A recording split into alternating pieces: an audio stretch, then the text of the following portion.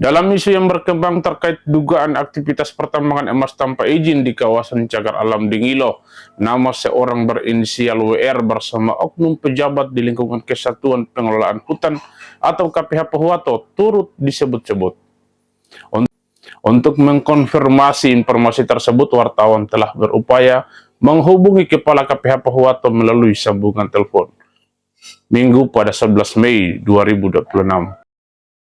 Apa ya, saya dari teman-teman media itu saya apresiasi kalau memang ada kayak fungsi kontrolnya seperti itu dari pers ya. Kadang-kadang kami juga itu Pak ya, karena mungkin ya memang tugas dan kewenangan kami itu memang untuk melakukan pengawasan dan pengamanan dalam kawasan hutan. Orang lain tidak tahu itu apakah SDM-nya kurang, anggarannya itu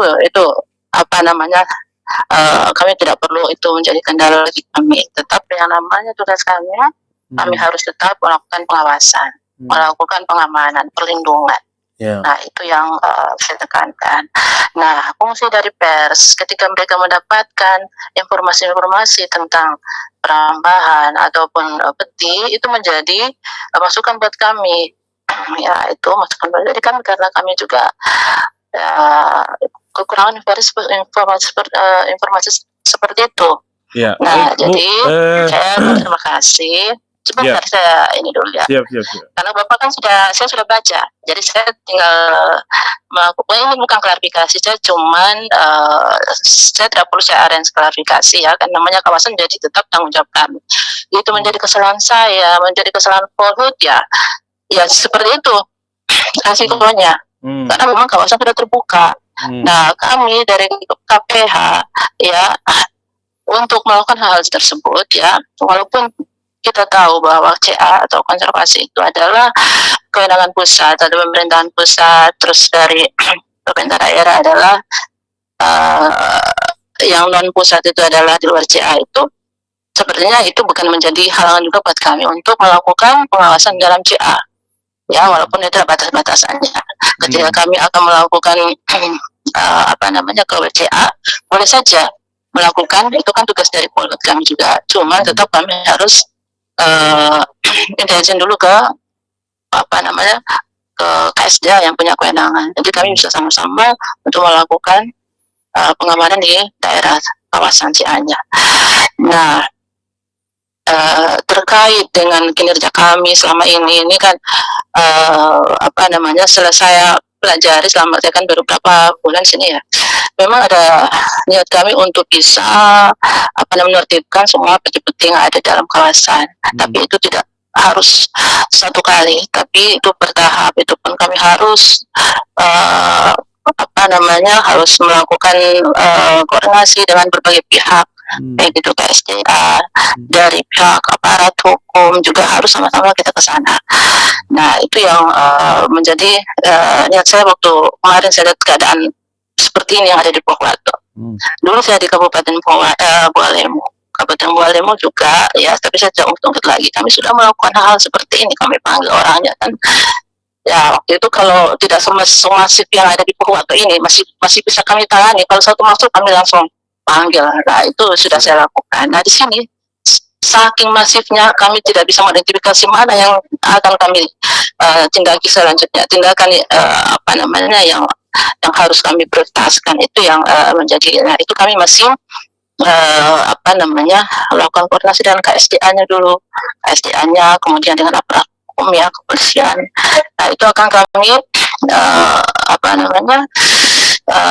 pelajari situasi di sana, siapa pelakunya, terus siapa yang terlibat dalam situ, akan kami evaluasi karena bukan kami sendiri yang harus ke sana Pak, tapi harus dari berbagai pihak dan masyarakat juga harus mendukung kami dalam hal ini. Ya, terutama masyarakat yang ada yang kali ini kami akan lagi karena sudah ada beritanya lagi katanya udah meluas ya.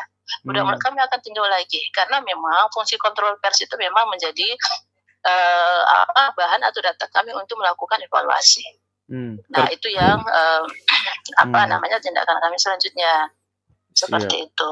Nah, kami juga mohon ya dari pers juga ya, kalau umpamanya ketika melakukan pemberitaan juga harus terlebih dahulu mengklarifikasi. Bukan kami ingin Nah, itu saya menjadi saya 3 berita kali Bu yang mungkin menjadi masukan siap. menjadi masukan buat kami. Iya, Dampak apa sih saya 3 kali sebenarnya telah ya?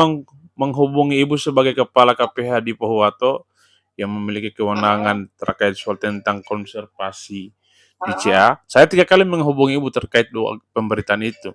Satu hal Kapan? Kapan? itu saya hubungi Ibu, coba Ibu cek di Tadi panggilan. pagi. Ya, bak Pagi. iya, Oh, tadi pagi karena saya di dalam mobil pas lagi ngisi juga BBM juga kan. siap. Kalau saya di dalam mobil saya enggak benar-benar.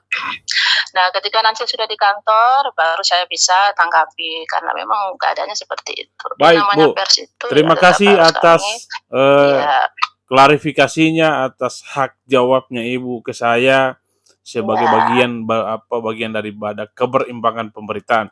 Terakhir Bu, yang jadi ya. pertanyaan terkait dugaan yang menyeret nama Ibu di tambang di Dengilo, gimana Bu? Ibu menanggapi soal ini? Ada sorotan, ada dugaan bahwa Oh ya. bahwa ini menyeret salah satu oknum, yaitu diseretlah nama Ibu sendiri. Bagaimana Ibu menanggapi persoalan itu? Ya, yang namanya seperti ini ya. Hmm. Bagaimana ya?